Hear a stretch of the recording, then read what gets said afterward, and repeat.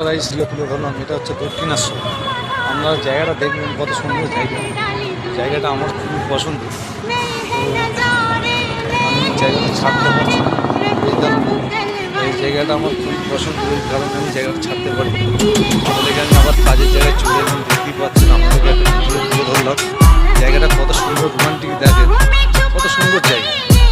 তো আমি দক্ষিণেশ্বর চলে এলাম আবার একটা ভিডিও দিয়ে। দেখতেই পাচ্ছেন সবাই, এটা হচ্ছে হেভি জায়গা। দেখতে পাচ্ছেন আমি একটা মন্দির যাচ্ছি, এটা মন্দিরের রাস্তা।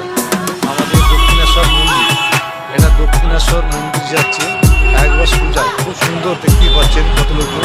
রিসেন্ট টাইম প্রচুর ভিড়। মানে এই দক্ষিণেশ্বরে প্রচুর লোক আসে, মানে এত লোক আসে ও ধারণার বাইরে। দক্ষিণেশ্বরেতে মানে একটা বিশাল মন্দির আছে, সেই মন্দিরে সবাই আসে পুজো করতে। তো মন্দিরটা আমাদেরকে দেখালাম অবশ্যই, ও খুব সুন্দর।